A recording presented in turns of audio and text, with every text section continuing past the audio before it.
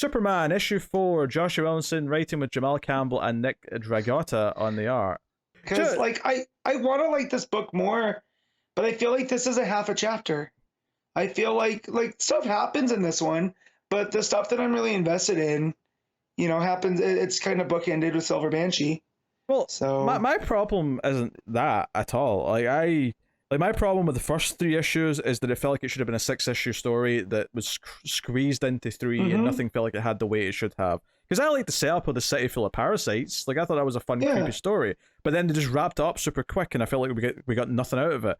I do like Silver Banshee. I like the start and the end with setting her up. And I was like, okay, this is all right so far. I also like that Dr. Farm's henchmen have these like pill heads, which reminded me of like Grant Morrison Doom Patrol. Basically, it was giving me that kind of vibe. I was like, okay, I'm kind of into this. Where this book lost me, the concept where this book lost me, is young Lex Luthor being a vigilante with a red or a green and purple outfit on, and I'm just like, I hate this. What are you doing, Williamson? Now, so we can infer, like, because even Superman's like, he doesn't fully believe Luthor in this. But then when he finds the lair after Lex tells him the origin story, I kind of took this too as this is a narcissist telling you how things went down. So you can only believe a little bit of it. Do you think that's what's going to be? Or do we think Williamson fully just had Lex become a green and purple vigilante, taking out Dr. Farm and Mr. whatever? I think the fact that I'm not surprised if this is just literally what's supposed to have happened. Tells you all you need to know about how I feel about Williamson's writing right now. Right? I think that's because I liked some of the stuff at the start. I like the setting up of Silver Banshee, right? And obviously the ultimate reveal that she's dating Jimmy. That's kind of funny. Right? I like that. Yeah. Right, that's cool. I actually really like the scene with Lex in the prison where the guy's like making fun of Superman and saying Batman's better, and how Lex takes that personally that he triggers a nut allergy. I thought that was really fun because like you could read it as he's sticking up for his guy, but I kind of like read it a bit more than that and said, no, Superman's beat Lex multiple times, and this guy's saying Superman's like a dweeb and like not a big a deal. Like I took this more as Lex being like, no, he's beaten me. How dare you insult him? He's proved he's capable. Damn it!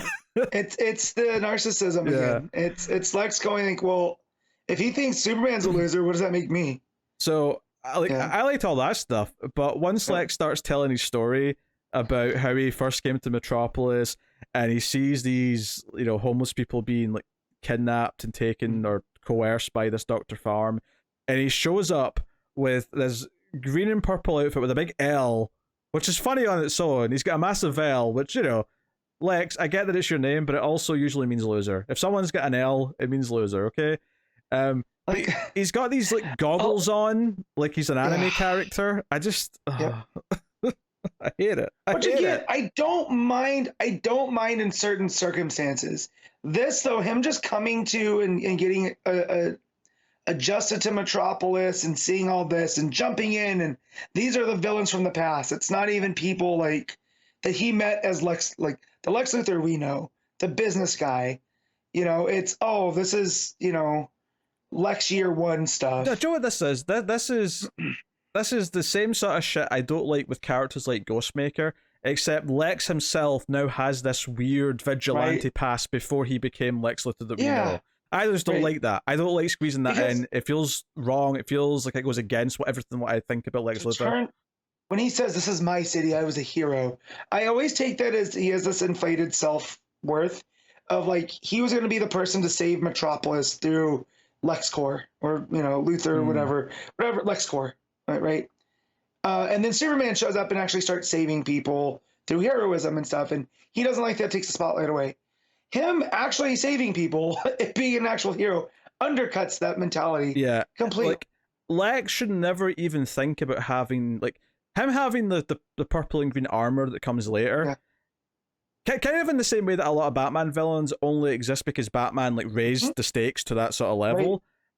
Right. I don't want Lex to ever want to do anything like that until it's because Superman already exists and he wants to say, "Oh, I can have an outfit, I can have a color scheme.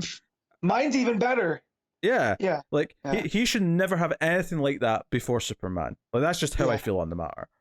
That said, I do like that the Dr. Farm's henchmen are called farmhands with the PH, because that does crack me up. Sure. So yeah, but yeah, him going through. So until I get evidence to the contrary, I'm gonna take this as Lex telling an inflated story of what he did. Like, and, the problem is though is that like whatever version of this is actually real and what what actually happened. Like, I'm not sure like how much less worse it is. Like, I don't know. If you can have Dr. Farm go, no, he didn't bust us up. He let us continue. Something along those lines. Yeah, Lex, no. Lex chose to do nothing. I expect that, but like, did he still have the outfit? Did he still have these weird L bombs that he throws at people? Yeah. God, I hope not. That's cheesy and not a good way. I really did not enjoy that. Superman goes to a lab underground in the underground part of the city, and he basically it's a trap. How this was a trap, I don't know. Like, how you'd go there, I'm unclear on. Well, yeah, that's the whole other thing too, is because if it's like Superman has to get through like a whole lot of rubble to get there. Yes. So how, like, I know there's multiple entrances into things, but like, so was Silver Banshee just waiting there the whole time? Like, hopefully Superman shows up. And much like before, this is a character, Silver Banshee. They point out that she's been relatively redeemed. She's out on parole, and obviously the fact that she's dating Jimmy says, "Hey," and we see her with the Pop-Tarts at the start. She's trying to live a normal life. She seems to be doing all right, but these villains are forcing her into this with whatever. I do like too how she goes to change into Silver Banshee, and Dr. Farm with his kryptonite hand.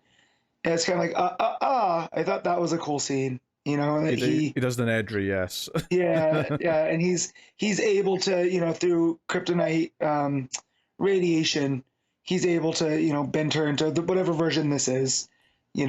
Which is also pretty cool too, considering like she's not just screaming, like she's sending like these wraiths at Superman, like these white, which is a pretty cool thing. Yeah, I've always liked Silver Banshee.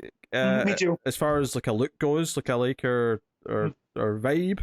I liked her in those. I forget what series it was, but she was a supporting character in Supergirl. It was the Peter David 90s run. Okay.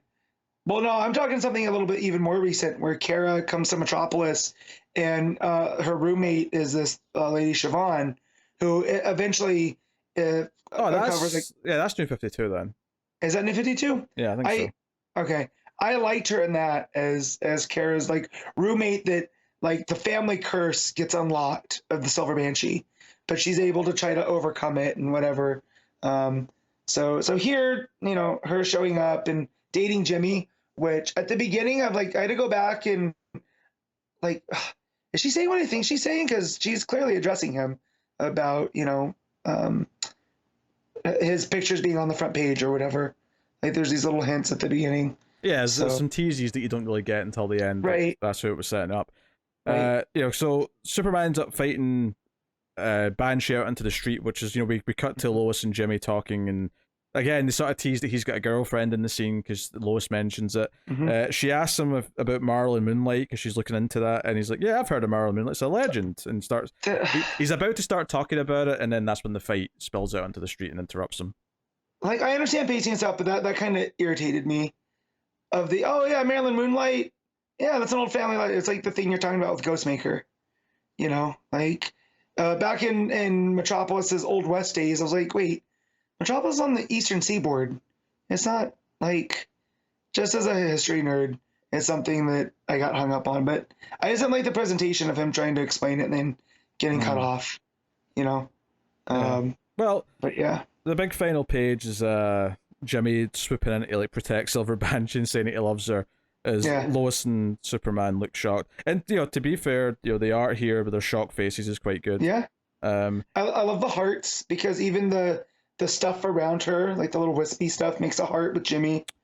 This is going to sound like a weird thing to compliment, but I think all the clothes look really good in this book. Like, I think Lois's outfit, where she's got this kind of she's got this sort of, I don't even know what sort of pants you call them, but she's got She's got like a look, and then Jimmy comes in and his like bow tie and jacket looks good. Like everyone's clothes look good and they flow really well. The Campbell art definitely supersedes the Dragotta art in this book. Yeah. So it's just a simple little thing, but I just thought everyone looked good in it. So the art's good. Like, you know, I can't fault the art.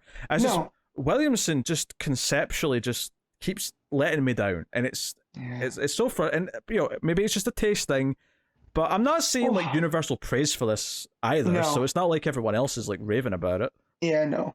I mean, it's a fine book. Like this is one that I was like, oh yeah, I used to have Superman to read, you know. So it wasn't one of the ones that I raced to read first. And it's only issue 4, so that's not. Yeah, no, but like I'm the big Williamson fan here, right? So like, well, you know, and I'm the Superman fan, so this should be like 2 boxes are checked. But just kind of the story, Dr. Farm and all this other stuff, I'm like, it's fine. We'll see where it goes. I'm definitely invested in Silver Banshee. Are we not at past tense with that Williamson fandom yet? No, because I still have 2 issues of Darkrai to get into, because the first 4 were really, really fun. So, and maybe just the superhero stuff. Maybe sometimes he needs to take a break and reset. Okay. That said, Nailbiter didn't quite stick the landing. Yeah. The Dark Crisis. Right? It started to feel like maybe a Williamson thing. Maybe he does not end stuff. Started to be a trend. So, yeah. So real mixed bag. There's scenes I liked. I like Lex being mad at the prisoner for making fun of Superman. I like Silver Banshee. I think the Jimmy Silver Banshee's an interesting little twist. I like the pillheads, or the farmhands as they're being called. But like this backstory with Lex, like it just instantly made me go, what is this shit? I don't like it. Yeah. I wanted to be like, no, like I want Superman one time just to call out Lex one time. It's like, no way that happened like that. Like we have time machines. Let's go back. Show me. You know. Yeah. Like, so real mixed bag, unfortunately. Matt, what are you giving Superman issue 4? I'm gonna give this a 7.5, and that's mostly from the art. What am I giving it? I think I will give it a 6.5, which is to say there's still enough in it that I like, but the thing that I didn't like, I really didn't like. So I'll go 6.5. I'll say it's still verging on good. I think I was more mad at last issue, because last issue felt like it just shat away the entire story arc that it was doing. Yeah. This is just like a conceptual thing I just don't like. So yeah, well, I'll go with that.